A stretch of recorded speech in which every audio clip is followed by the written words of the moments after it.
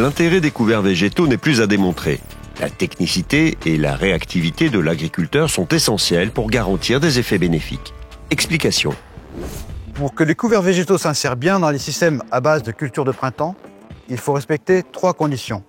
Une bonne implantation, un développement satisfaisant et une destruction efficace. Pour préserver les effets bénéfiques des couverts, la méthode de destruction est à raisonner afin de limiter au strict minimum le nombre de passages d'outils.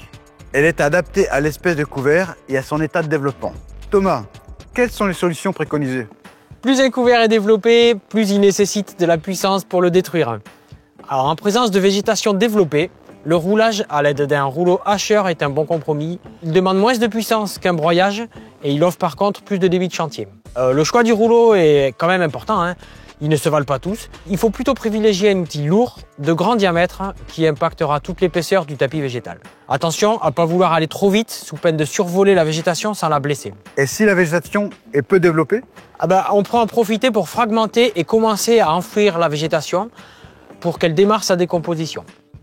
Les déchômeurs à disque assurent bien cette tâche, et certains déchômeurs à dents aussi, mais à condition qu'ils aient dégagement suffisant pour ne pas bourrer. Il y a de nombreuses manières de détruire les couverts, mais aussi beaucoup de façons de les implanter et de les conserver ou pas. Couvert annuel, double couvert, couvert permanent, implantation avant, pendant ou après la récolte. Pour en savoir plus et discuter avec des experts, rendez-vous les 10 et 11 septembre 2025 au Mécacultural à Saint-Agné dans les Landes.